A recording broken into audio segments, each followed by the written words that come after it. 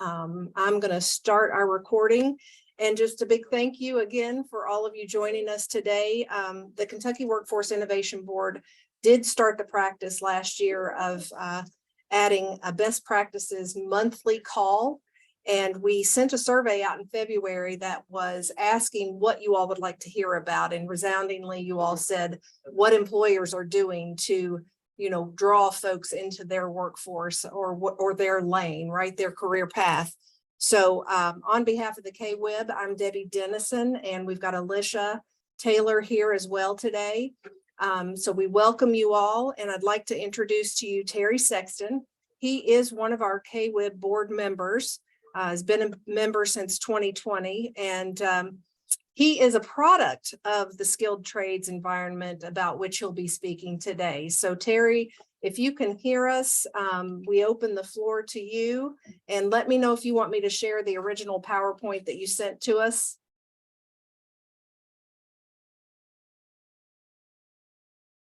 And you're on mute. If you're on your phone, you're on mute. Terry.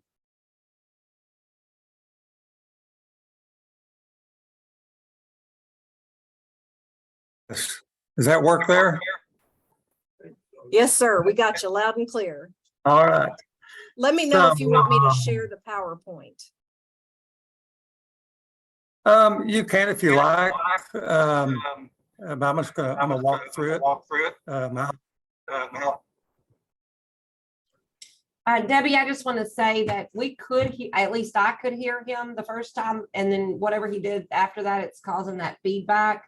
So I don't know if maybe there was an issue on your end, because I could hear him fine when you said you couldn't hear him. But it sounds like he's turned something else on now and it's causing the feedback. So How about, can you hear me now clear? Yes, sir. All right. Was you gonna share the It should be sharing. Can you all see my screen? Yes. Perfect. All right, Terry, it's all yours. I don't see it for some reason. If you're calling in, then you may not be able to see it. Okay. I'll tell you what. I'll just go through what we do. I'll just talk it through. Fair enough. I know everybody's anxious to hear. Okay. Well, we are, name of our company is Interfab. The original name of our company started in Cincinnati, Ohio. It was called Bishopric. And you're probably not familiar with that name, Bishopric, but started in 1901. And the reason they started the business was because there was 300 breweries around Cincinnati and northern Kentucky, and they put liners in the vats of the breweries. So that's how they got their start. And then in around 1979, Bishopric bought a company, a contractor called Georgery, who worked at power plants mostly, and they were a power contractor. And they bought them to start working in the power plants and using the trades of boilermakers for the most part at that time. And so that's when they had their beginning, and when they changed their name from Bishopric to Interfab. There's a reason for that name. The first part, it reflects energy, and the second part of the name reflects fabricate. Interfab is a construction, fabrication, and maintenance contractor. We're a fairly large contractor. We have, at peak time, we probably employ around 5,000 people throughout our offices. And in that presentation, you would see we have offices. Our mother office, our mother hub, is at Cincinnati, Ohio. We have offices in Paducah, Kentucky. We have offices in Kansas City, Missouri. We have offices in Pittsburgh. We have also, we own an electrical company called BESCO, electrical contractor. Their office is scattered all over. One of them's in Lexington, Kentucky, that you're all familiar with. We, for the most part, are a large, heavy industrial contractor. Personally, I live here in Grayson, Kentucky, near Ashland, if you know where that's at. And I work out of my house, even though I'm from the corporate office in Cincinnati. My satellite office is my house. So we use trades for the most part for our labor force, our workforce. We use the building trades, the union building trades. And that's when it started in 1979 for the most part. During all those other years, they used the Teamsters and they used shop hands. Now, we have also, talk about our fabrication, we have shops. We have a large, heavy industrial shop in Cincinnati. We build a lot of those towers and vessels that you see when you pass by a refinery or a chemical plant. We fabricate those in that shop. We also have a shop up in Wisconsin, and it's a pipe fitter shop, and it's a large piping shop. Matter of fact, we've got 2 shops up there because we do a lot of piping fabrication. We also have a structural steel fabrication shop in Indiana. And so we engineer and fabricate structural steel, I-beams and columns and things of that nature. So we have become a well-rounded contractor. One of our sweet spots that we continue to utilize is our maintenance. We're a maintenance contractor. One of our largest clients is American Electric Power, and we service all of their plants east of the Mississippi River. It's called their Eastern Fleet. So we're at pretty much all of their power plants, a lot of their hydroelectric plants, and that's what AEP uses us for. We are the number 1 Boilermaker contractor in the United States of the National Maintenance Agreement, just to let you know our size. And of course, Boilermakers is our was what we started with, the craft we started with for the most part, and continued to grow our Boilermaker tradesmen. And we hire them through the union locals. But besides the Boilermakers, we also hire a lot of the other trades through the local union locals, the pipe fitter trades, ironworker trades, carpenters and millwrights, electricians, laborers, insulators, bricklayers. We own our own refractory company, so we also install a lot of refractory. So we have grown into quite a large. We're about a $750 million company. At the moment, we are a subcontractor for Barton Malow at the battery plant that's being built in Glendale, Kentucky. So we mostly utilize pipe fitters there. That's what they hired us for mostly. So we like to work at any place that has to do with energy. That's our sweet spot. That's our expertise. So you want to talk about a little bit about our workforce. We get our workforce mostly through the building trades locals, all the different crafts. And we utilize their apprenticeship programs. We help with that. We help pay for that as well. We usually take something like every 6 journeymen, we'll take an apprentice on our job. If we have a large job, like we have one in Westlake Chemical Plant down there, Paducah, Kentucky right now, we got a large outage down there, and we'll probably get up to around anywhere between 400 and 600 craftsmen. And we'll utilize probably, every other 5 journeymen will take an apprentice, because we're always wanting to continue training our apprentices to eventually, after about a 4 to 6 year apprenticeship program, that they graduate into journeyman. So that way we're always filling those that retire. We're replenishing them with our apprentices. So we don't just allow, or we just don't let our building trades partners recruit only. We help them as well because that's our employees as well. We're all the time attracting, we'll go to job fairs. We're out recruiting people all the time for the trades. Here in my area where I live at, Carter County, Kentucky, at our high schools at East Carter and West Carter, I go speak to them, to the juniors, seniors. I've even went down to the middle school and spoke to them about the trades and that career path. I go over to our neighboring county of Boyd County and speak to those schools as well. I'm on the apprenticeship committee with the Ashland Community and Technical College. So I'm on the board of the Kentucky Weld Institute in Flemingsburg, Kentucky. And because they put out a lot of really good welders, graduates out of that school. And of course, that's the main thrust of our business is welding, heavy rigging, and that's who we like to attract. And the trades are not for everybody, of course. There's a lot of physical abilities you have to have. You have to be willing to, at times, to live out of a suitcase while you work.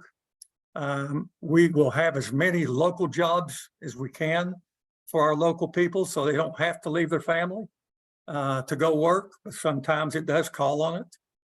If there's not a lot of work in your jurisdiction, you may have to pack your suitcase and go work someplace else for a while.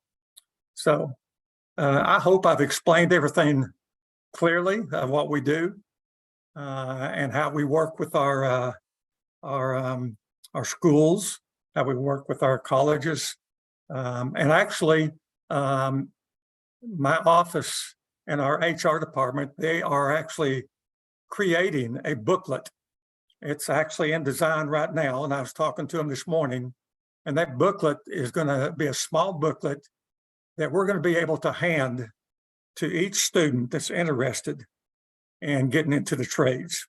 Even if they're evaluating that career path, they're going to have a booklet in their hand, because when I go talk to them or somebody else goes talks to them at the high school level, most of the time they forget what we say by the time they get on the school bus and go home.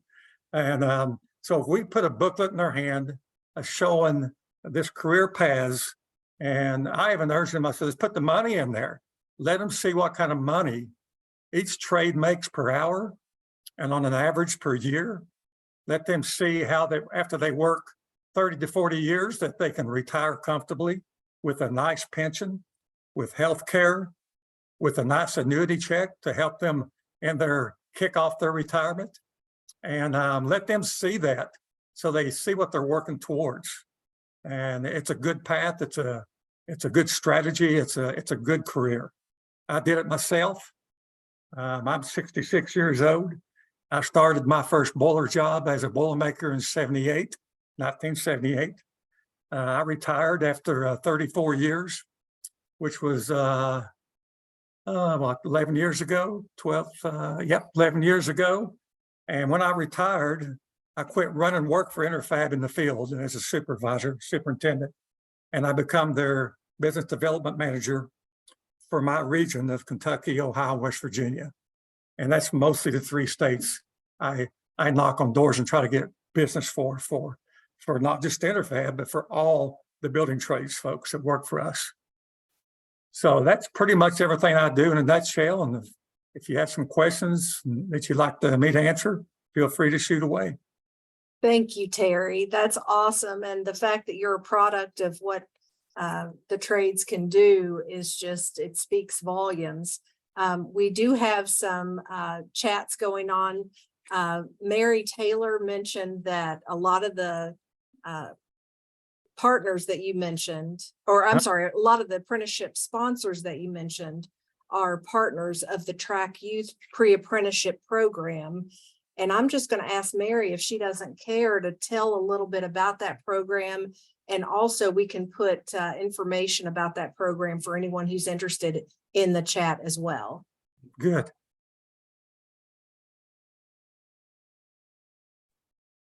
Hi, everybody. My name is Mary Taylor, and I'm with the Kentucky Department of Education in the Office of Career and Technical Education. And Terry, you're definitely singing my tune as I work mostly daily in the trades with youth apprenticeship. And so with the track model, for those of you who don't know, and we love our acronyms, so let me just start with there, is Tech Ready Apprentices for Careers in Kentucky. And so this started, we're in our 10th year. And it's both youth and pre-apprenticeship, and I'll kind of explain the difference in the two briefly. Youth apprenticeship is where that student is actually working for someone, a designated employer, and all the hours that they get and the competencies earned can transfer after they graduate into that full-time apprenticeship. But then we also have a pre-apprenticeship model. We've been building that with a lot of the trades groups that you mentioned, Terry. And so what that looks like is that students take 4 courses in high school. They take an end of program assessment that is actually written by our industry partners, both union and non-union. And then they receive a certificate. Actually, Michelle DeJean's office at the Office of Employer and Apprenticeship Services will issue a track certificate. And then our partners will recognize that for credit for prior learning. So it's a test that they have designed and written. Our students then take that assessment, and then they will get credit for prior learning after they graduate. So that's kind of it in a nutshell, especially on the trade side. Most of them are the pre-apprenticeship. So for instance, kind of how this looks like with electrical, for instance. Students take 4 electrical courses in high school, and then our partners we have several. We have both like the IBEW, we have AE Solutions, we have Amtech, we have ION Apex, IEC of the Bluegrass, IEC of Louisville. And so all these groups come together to write this assessment. And then it's up to them to determine what kind of credit for prior learning they will give. So then they start competing against each other for things like you can come in as a second-year apprentice with us, or we will start you out more money, more higher wages if you come to us with this track certificate. So that's kind of it in a nutshell. So Terry, when you're speaking with these students in the high schools, you might want to ask them how many are in the track program. I will. Thank you for the opportunity, Debbie. Thank you for that, Mary. And if you all do have a website or more information that you can pop into the chat, that'd be great. So I would also, and he opened the table up to questions. So if anybody out there has any questions, certainly please raise your hand or jump in there. I think one of the first ones I would ask, I don't think skilled trades always have to have unions associated with them. But Terry, what would you say to that and how that works? We utilize the union because they're very highly skilled, very highly trained. Their apprenticeship programs are really top tier. But the availability of the skilled workforce through the union trades, we count on them. We meet with them quite often just to make sure wherever we have projects at that they have enough people, skilled people, particular skills even. So that partnership works really well for us. I'm like this with the non-union versus union. If somebody goes to work for a non-union contractor or company, if they treat you good and they got good benefits, and I say go for it. I mean, it's a fine setup. All of them ain't, as we know. So the union building trades is one that I trust in, obviously, because I went through it myself.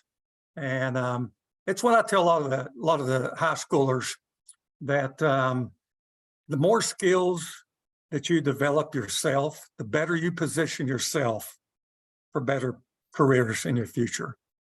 Well said. So that's the story I like to tell. I said, the more skills you develop, the better you put yourself in positions, because you never know what kind of job you might have to land and the skills that you need to have to land it. So, and you don't have to, just because I graduate from high school with a weld certification, and let's say I get into one of the trades that utilize welding, there's other steps I can take above that. You know, if I want to be, if I get tired of just welding, I want to be a weld tech. I can go to that training and become a certified weld technician, and that bumps you up in your pay scale. If I want to become a superintendent, you know, I have to create the skills to do that. And anymore, it takes a lot of computer skills to do that. As you see, this old dog's still learning how to do the computer skills in a lot of ways. But I'm getting by. So yeah, there is some shops down south that utilize the non-union, but they prove themselves that they're skilled for that shop work. But That's awesome, Terry. Thank you so much. I do see that our chair, Kim Minke, the chair of the KWIB, is on. So I'll give you the floor. Thank you, Debbie. Terry, I did have a question. Thank you for enlightening us on your programs and your activities there. I also work for Toyota, and so was part of the original startup of Toyota. And so I know that, you know, anytime you have these large projects, and, you know, we've got a number of them in the state right now going on, and there's, you know, a huge demand for skilled trades folks. And I'm just wondering, are you still seeing in your business, once facilities have been constructed and they're kind of handed over, what we've seen over the years is some of the folks that were part of the construction crew then would be interested and hired on as ongoing, you know, maintenance and operations type folks for that facility. Given that, you know, we're all in this really tough situation of trying to find more folks to go to work, to get more folks into the pipeline into these jobs, are you still seeing a lot of folks that construct and then stay with that company, you know, as an employee there, leaving vacancies in the construction side of the business that you're needing to backfill more so than just like the retirements that you talked about? yes, that's a good question. And yes, I see this really pretty much every day. Matter of fact, I get calls quite a bit from the clients or the customers that we're doing work for. And they don't want to take my workforce, but they put out applications or put resumes in, and they see that they're a tradesman. And a lot of times they'll call and discuss it with me. Hey, Terry, this one's put this resume in. We don't want to take your workforce, but what's your thoughts on that? And most of the time, my answer to them is this: I leave that up to that individual. They know their own situation better than anybody. I'm not gonna try to persuade anybody from not being hired at a company that we've been working for. Matter of fact, if it betters them, I pat them on the back and say, "Good for you." Matter of fact, one of my nephews was a Boilermaker. Well, he's a Boilermaker. He went on to become a safety man, got all his 501 and everything, got all his credentials, and he went to work for you all. And he works for you all now because it was a better fit for him and his future. He was still a young man around mid-30s, and he didn't want to travel away from his family anymore because of where they was at in school. And so he got a better job with you all. So I pat him on the back and say, "Good for you." We do, for example, building the battery plant right now. There's most likely of the construction crews that are there, especially those that live in the neighborhood, they will probably take probably 20% of those guys or more. maybe 30. Once it's all completed and they start hiring in permanently, yeah, there'll be some. Matter of fact, my own son is a millwright, and he goes from hydro plant to hydro plant, maintaining them for AEP, and they like him so well. They called me the other day, said, "We would love to hire your son if you would allow us." I said, "Well, I'm going to leave that up to him, but that'd be between you two." Right, right.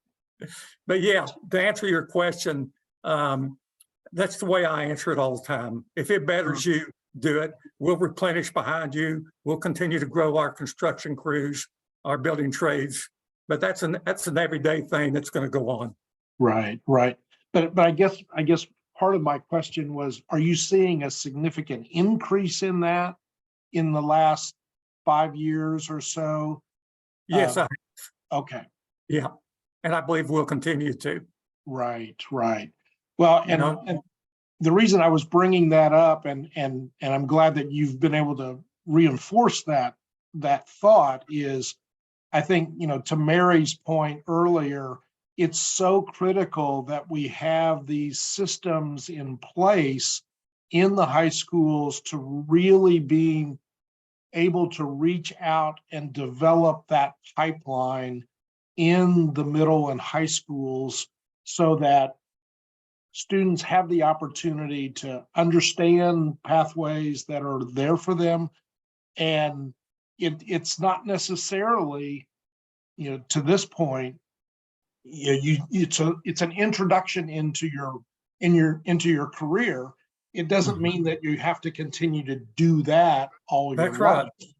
And we've got a lot of folks, Terry, to your credit, folks that came in on board that were part of the construction team that I worked with that became very successful into management or into engineering positions, continuing their education and being able to move on up into their into the company, into different roles and different career pathways that built on that foundation that they had.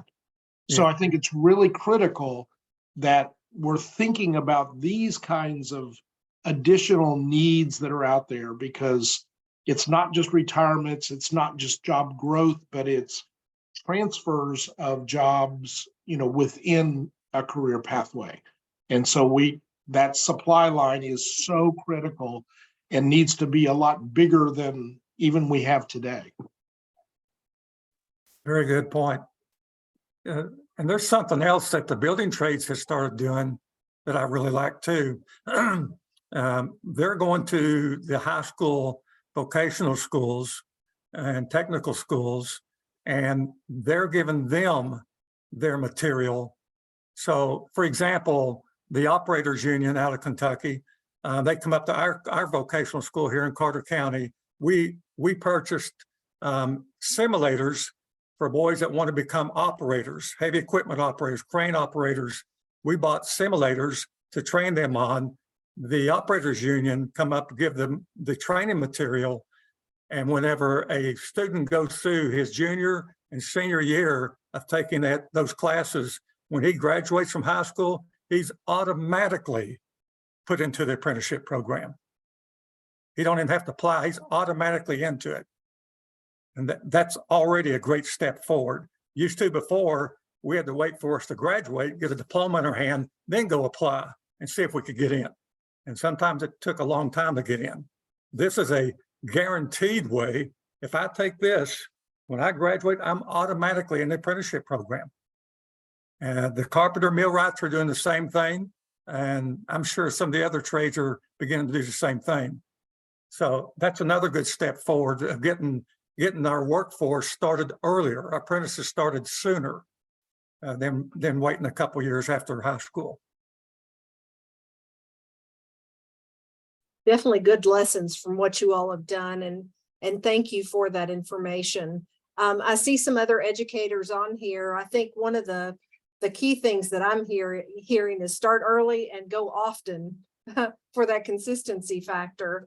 Terry, did you all run into any challenges with the various schools, whether it's middle or high school, and trying to explain to the educators or the superintendents what your goal is, and how did you overcome those if you did run into those challenges? I'll be honest, actually, they called me. The first time when I started being business development 11 years ago, that same summer, can't remember her position for the school at that time for Carter County, but she asked me, she called me up. She said, I know you're part of the unions, and I don't know everything you do, but I want you to come and speak to our high school, our juniors and seniors. So they got approval to use the gymnasium of Kentucky Christian University. And we've got two high schools. We've got West Carter High School and East Carter High School.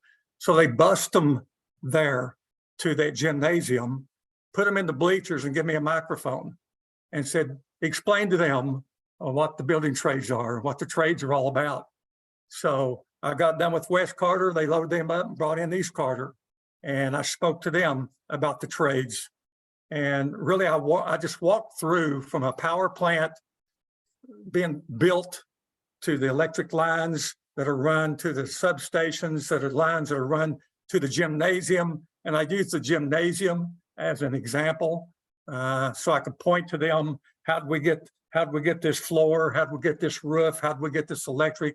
How'd we get this water running here to drink? And so I just told them by that I used every trade, and then I told them about each trade. But from that point forward, I started getting calls to go to the vocational schools. I guess the word gets out. So I just been waiting on calls, and actually our county is getting ready to build one school. It'll probably be finished here. It's going to be probably called Carter County Central or something like that. They're going to combine both our high schools from Olive Hill and Grayson. And the new superintendent's already asked me to be on his committee for his technical school, the vocational school part of the new school, and so I can put in, be a voice there. But no, it wasn't hard for me to get into the school. As a matter of fact, they even asked me to go speak to the 8th graders at the middle school. I get calls from I got a call from the vocational welding teacher the other day about coming to speak to to his welding classes. So it's not been hard. Well, it sounds like you've been, kind of, I guess, beating the pavement is the best way to say it for years, and you've made a name for yourself. So that's awesome that folks are reaching out in that regard. Any other questions from the group online? I again apologize. I think we're a little lean today because we had some folks go to the Teams link that was in the invitation. So we'll make sure we look at that before we send out our Zoom. But just appreciate everybody's participation. Our goals are to make sure that we're aligning easy pathways for children who become job seekers, but also for employers. And I noticed that Deputy Commissioner DeJean put some information about apprenticeships into the chat. So thank you for that. Certainly, if you all have any questions around any of the stops and starts within our workforce system, you can always reach out to staff here at KWIB or any other staff in the state. But we just appreciate certainly hearing from you. So any final words, Terry? Just to let you know, I just didn't stumble upon becoming a Boilermaker. It goes way back to my great uncle in 1927, getting close to being 100 years ago. He became the first Boilermaker in Carter County, Kentucky. It's in the history books even. So this is something around here in my county. In Carter County, per capita, there's more Boilermakers in this county than any county in the United States of America. And it goes back to him. And wasn't much other industry around here. If you wasn't a farmer or a coal miner, you become a Boilermaker. So I just want to leave you with that. Awesome. Well, thank you all for attending today. Terry, thank you certainly for all the hard work and generational work certainly in your area. But welcome. appreciate you all. And if you want more of Terry's information, you all can reach out to me and I can get that to you. I do have a presentation about all that Interfab does. If you're interested in that, just reach out to me and I can send it to you. It's too big to pop into the chat for us today, but I certainly can forward that along as needed. But I see a judge on here today. Good to have you, Judge Caslin. If you've got any questions about this pathway from this gentleman, you certainly let us know. Well, I will interject real quick. I know I've taken a lot of notes as I've listened, and I had my phone laid down, so my picture wasn't on there, but I've been listening. I did miss though, and somebody called, and so I got off here just for about 2 minutes. But anyway, when Terry was talking about something that kids had to do to where they were in the program as soon as they graduated, they didn't have to go through a lengthy application process. If he could mention that again, because that's one piece that I missed as he was talking. You're talking about the ones where if they take a program in high school, a trade in high school, when they graduate, they're automatically going into apprenticeship? Yes, sir. Yeah. Okay. Yeah, actually, this just got started at Carter County Vocational School with the Kentucky operators. And since we bought the simulators for the students to sit in and to learn how to maneuver the certain pieces of equipment that you have to maneuver and operate, he brought his material for the school to use. So when they graduate, after 2 years of taking that program, they're automatically going into the apprenticeship program of the operators. So, Okay, thank you. yeah, so this is the trades are starting to do this so they can get these young men and women both into the trades sooner. Because before it was always you graduate, get your diploma, go put your application in, wait for the process to run through. It took me, I graduated in '76 from East Carter. It took me 4 years to get accepted. 4 years. I was working everything you can imagine up until I finally got that letter. Well, I Yeah. just want to say my son, you mentioned somebody being mid-30s. My son is he'll turn 30. He'll hit 29 next month. And but he went into the 1 year, his high school at the time only let him do 1 year of the training. Sure. And so his senior year, he was in that program, and then he graduated, I think, the following December, and landed a job immediately and works over in Hancock County now at one of the aluminum companies, doing very well for himself, had 0 student loan debt. But he came out as an electrician, and which is in high demand. I saw at the beginning of your presentation that you all are huge employers of electricians as well. So I know there are. I'm glad you came on and shared what you've shared with us, and the trades are a hugely overlooked opportunity for our young people. And Yes. quite frankly, I know somebody personally who went to 4-year degree, got a job he didn't like, and went right back and went through the program my son did, and then became an electrician, and is loving what he's doing now. So, Well, let me tell you something. You just mentioned electricians. Let me tell you the hottest trades on the planet right now that need people. The electricians, the millwrights, the boilermakers, pipe fitters. Those are probably the hottest, the ones that need the apprentices more than any. That's the ones I can't find right now, a millwright. I can't find another Boilermaker right now. I had to pull Boilermakers from John Amos Power Plant today to take them to Clinch River Power Plant in Virginia that we maintain for this evening to repair a tube, get it back online, and then take them right back there. I mean, this is where we're at with our workforce. Yes, sir, we're I leading. know. And I have my non-political job. I'm a CPA and I'm a tax preparer. And I've given up most of my clients, but I have a client who is, I don't know if he's a millwright or a Boilermaker, Uh-huh.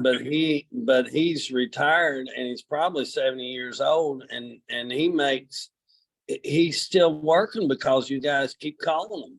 And Yeah. it's We call them after they fascinating. retire. When we got plenty of work and we'll call them and see if they want to come back to work to help fill that gap. The baby boomers retiring left a big gap, no doubt. I'm still Yes, sir. working. I'm a baby boomer. Yes, sir. Yeah. And we need more of you, Terry Sexton. Appreciate you all today. And certainly appreciate your all's participation. Again, if you've got any questions or want to be linked in to Terry Sexton, give me a shout. Debbie.Dennison@kweb.gov. For now, we will give you about 10 minutes back of your lunchtime and appreciate you all joining. Have a great day. Thank you, Terry. All right. Thank you all.